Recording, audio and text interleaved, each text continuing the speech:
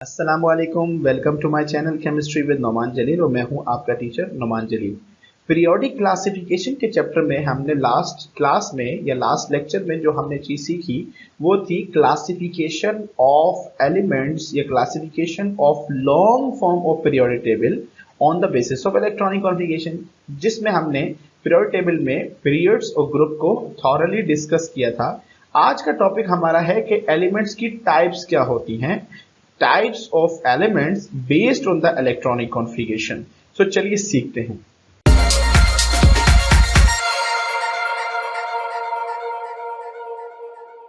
अगर हम बात करते हैं टाइप्स ऑफ एलिमेंट्स की पीरियोडिक क्लासिफिकेशन की, तो उनमें हमने यहाँ पर इनको चार हिस्सों में तोड़ दिया है।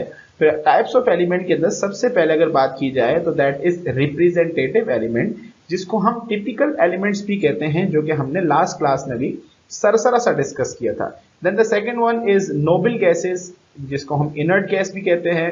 And the third one is outer transition elements, जिसे हम नॉर्मली डी ब्लॉक एलिमेंट कहते हैं, एंड इनर ट्रांजिशन एलिमेंट्स, जिसे हम नॉर्मली एफ ब्लॉक एलिमेंट कहते हैं।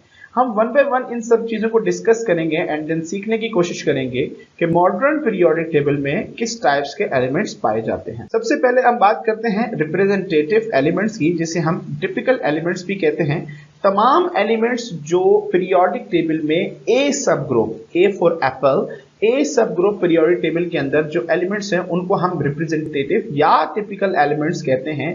इन एलिमेंट्स के अंदर मेटल्स एंड नॉन मेटल्स और मेटलॉइड्स तीनों तरह के एलिमेंट्स पाए जाते हैं, और जितने भी हमारे पास रिप्रेजेंटेटिव एलिमेंट हैं ये element S block and P block के एलिमेंट्स के अंदर इंक्लूड होते हैं। अगर हम बात करें एस ब्लॉक क्या चीज है और पी ब्लॉक क्या है, या एस ब्लॉक एलिमेंट्स कौन कौन से हैं, पी ब्लॉक एलिमेंट्स कौन से हैं, सो लास्ट क्लास में हमने हल्का सा डिस्कस किया था एलिमेंट्स को। यहां पर हम डिटेल डिस्कस करेंगे कि what are the S block elements. अगर एस ब्लॉक एलिमेंट्स की बात करें तो एस ब्लॉक एलिमेंट्स उन तमाम एलिमेंट्स या उन तमाम एलिमेंट्स को कहते हैं जिनका लास्ट इलेक्ट्रॉन जो है वो N S orbital, N for number of shell कोई भी हो सकता है, नंबर ऑफ शेल 1 भी हो सकता है, 2 भी हो सकता है, 3 भी हो सकता है, up to 7। S for S orbital. अब आखिरी शेल में एस के जो इलेक्ट्रॉन आएंगे वो एस में आएंगे, ऑर्बिटल के अंदर आएंगे। एंड जो एलिमेंट्स जो हैं group 1a and 2a, group number 1 and group number 2, ये कहलाते हैं एस ब्लॉक एलिमेंट, और इनकी इलेक्ट्रॉनिक कॉन्फ़िगरेशन जो है वो ns1 एंड 2ns2। मैंने अगेन बताया आपको ग्रुप क्या कहलाता है। ग्रुप वो होता है जिसके आखिरी शेल में एक ही टाइप के, एक ही जितने इलेक्ट्रॉन्स हों। अब 1a का मतलब आखिरी शेल में एक ही इलेक्ट्रॉन होगा, सब के सब एलिमेंट चाहे वो कितने भी इलेक्ट्रॉन्स या प्रोटॉन्स रखते हो। 2a का मतलब है कि तमाम के तमाम एलिमेंट्स के आखिरी शेल में 2 इलेक्ट्रॉन्स होंगे। ग्रुप नंबर की डेफिनेशन हमने लास्ट क्लास में भी डिस्कस की थी।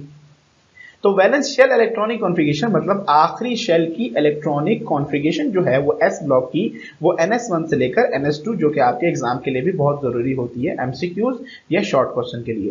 पी ब्लॉक की बात की जाए तो पी ब्लॉक एलिमेंट्स वो हैं जिनके एलिमेंट्स की जो इलेक्ट्रॉन फिलिंग है वो पी ब्लॉक या पी ऑर्बिटल पे होती है, उनको पी ब्लॉक एलिमेंट्स कहते हैं।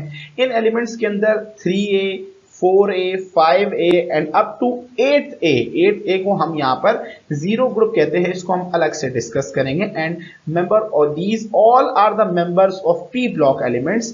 Valence shell electronic configuration of P block are ns2 and p1। ns2 and p1 means what does it mean कि दो इलेक्ट्रॉन जो आपके आए, this is comes from s orbital, और जो तीसरा इलेक्ट्रॉन है वो कहलाता है, वो जाता है p ऑर्बिटल के अंदर, बिकॉज s के अंदर 2 इलेक्ट्रॉन से ज्यादा फिल नहीं हो सकते। तो s की फिलिंग के बाद थर्ड इलेक्ट्रॉन जो होगा वो कहाँ आएगा, वो p में जाएगा।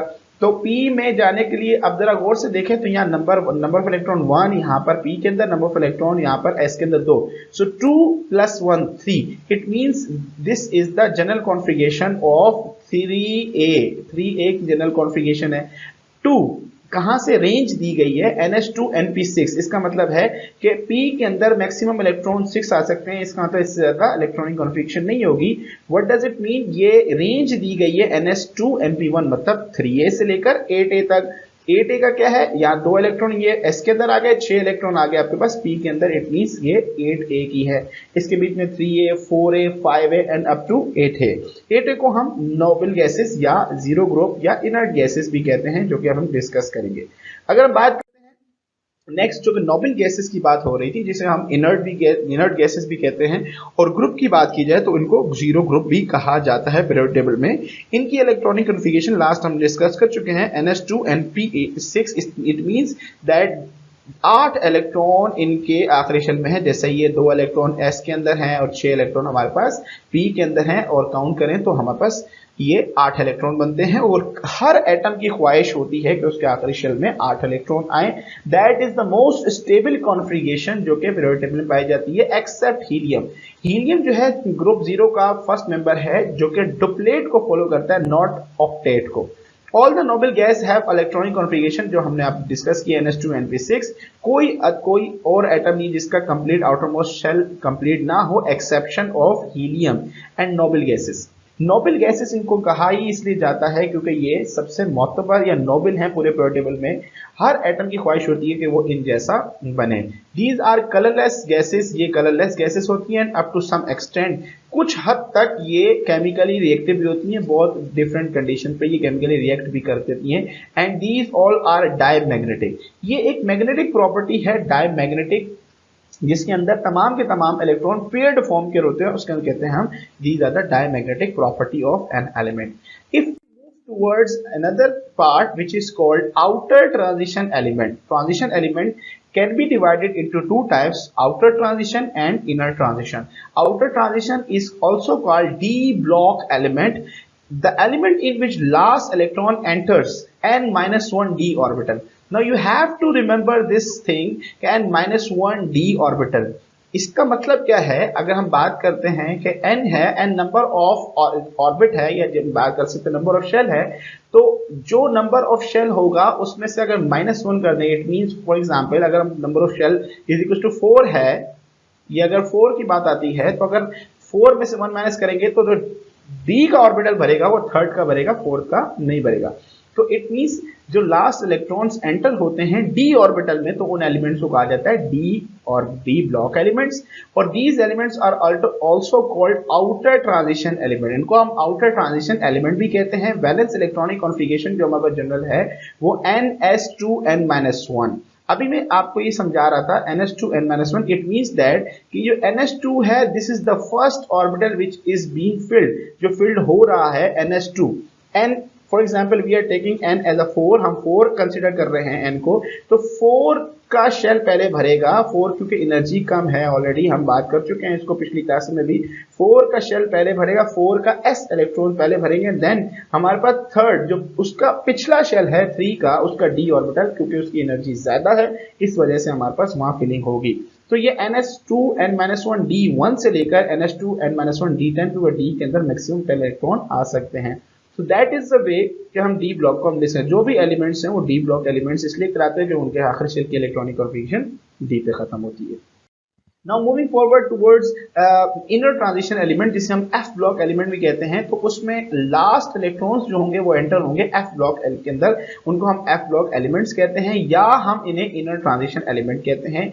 जो आप पीरियोडिक टेबल में देखते हैं कि नीचे 2 सीरीज होती हैं, जिसे हम लैंथेनाइड सीरीज और एक्टिनाइड सीरीज कहते हैं। These all are called F block element. And in order to give you a trick, अगर आपसे सवाल पूछा जाता है कि एफ ब्लॉक एलिमेंट कौन से ग्रुप में पाया जाता है, तो याद रखिएगा तमाम के तमाम एफ ब्लॉक एलिमेंट, चाहे वो लैंथेनाइड्स हो या एक्टिनॉइड्स हो, ये तमाम के तमाम 3b के अंदर पाए जाते हैं। 3b is the group of F block elements. इनकी इलेक्ट्रॉनिक कॉन्फ़िगरेशन की बात की जाए तो ns2n-1 d1 है, it's not 10, it's 1, and n-2f1 to 4। ये अब n-1 एंड n-2 आपको समझ आ गया होगा, क्योंकि हमने लास्ट वाले स्लाइड के अंदर ये समझ गए कि n-1 का मतलब क्या है। इट मींस अगर ये 6 है तो यहाँ ये 5 का d भर रहा होगा और यहाँ पर हमारा 4 का f की फिलिंग हो रही होगी। ये क्यों होता है? क्योंकि एनर्जी गैप जो है हमारे पास सबसे कम एनर्जी 4s का मतलब ns का है, फिर उसके बाद d के पिछले शेल के d की एनर्जी उससे ज्यादा है, उससे पिछले शेल की f की एनर्जी उससे ज्यादा है। तो जिसकी एनर्जी कम होगी पहले इलेक्ट्रॉन वहां जाएगा, जिसकी एनर्जी ज्यादा होगी इसमें इलेक्ट्रॉन सबसे बाद में वहां जाएगा।